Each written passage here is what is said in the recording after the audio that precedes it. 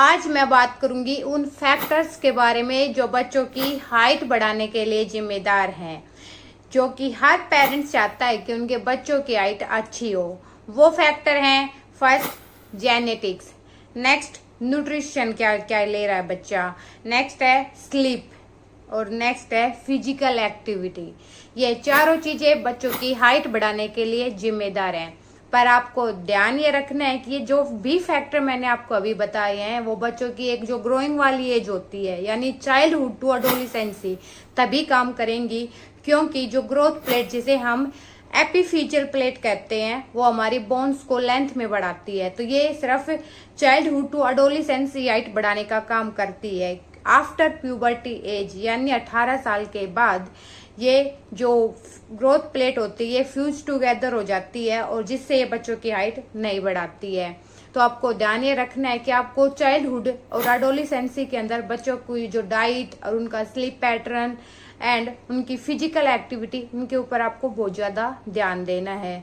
Adult होने पर यानी 18 साल के बाद हम इन चीजों को फॉलो करके, जो भी फैक्टर हैं हम इनको फॉलो करके अपनी हाइट नहीं बढ़ा सकते हैं। बहुत ही कम चांसेस हैं बढ़ने के, बाकी हाइट नहीं बढ़ेगी। ये सिर्फ आपकी बोन्स को स्ट्रोंग और उसको हेल्दी और उनको मेंटेन रखने का काम करेंगी। अब जानते हैं हम उन फैक्टर्स के बारे में जो बच्चों की हाइट बढ़ाने के लिए जिम्मेदार हैं। फर्स्ट है जेनेटिक्स। हमारी हाइट कितनी जाएगी ये हमारे जीन के ऊपर 80% डिपेंड करती है।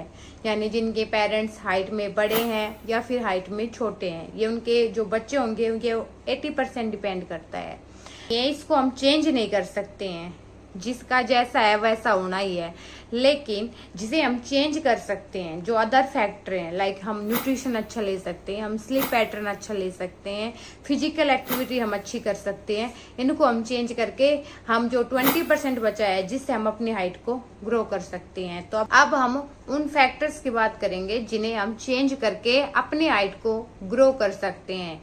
फर्स्ट है न्यूट्रिशन रिच डाइट लेना। जब बच्चों की जो ग्रोइंग वाली एज होती है यानी 18 साल से पहले वाली जो एज है, उस टाइम पर बच्चों की डाइट के अंदर हमें रिच अमाउंट के अंदर प्रोटीन, कैल्शियम, विटामिन डी और अदर विटामिन मिनरल्स की अगर मैं बात करूं तो विटामिन ए, विटामिन के, जिंक, मैग्नीशियम, फॉस्फोरस।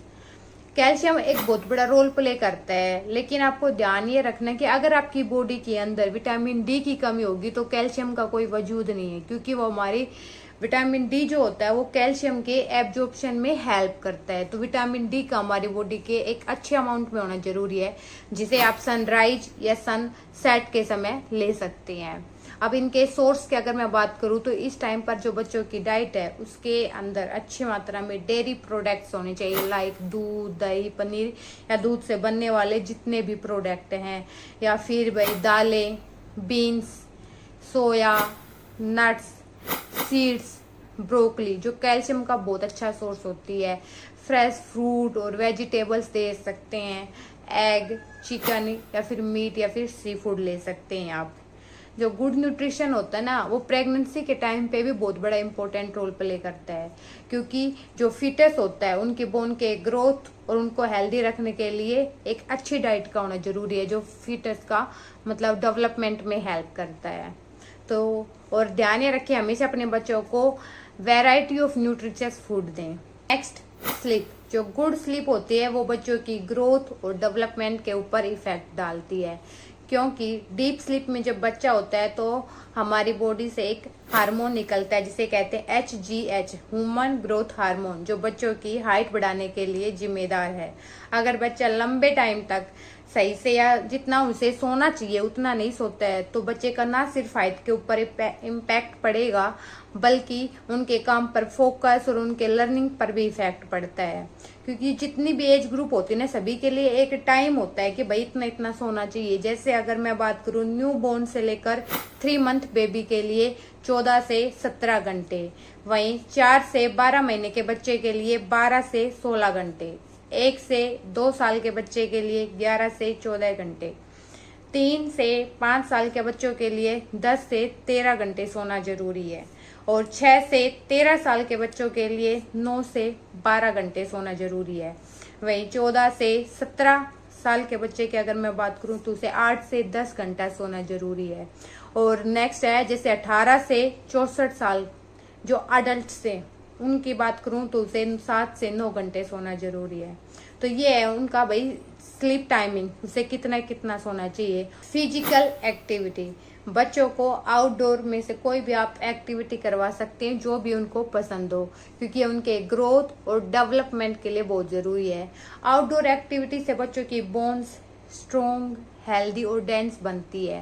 और यही नहीं, सिर्फ उनका जो ग्रोथ हार्मोन है ये उनके प्रोडक्शन को भी बढ़ा देती है, जो उनकी हाइट बढ़ाने के लिए जिम्मेदार हैं।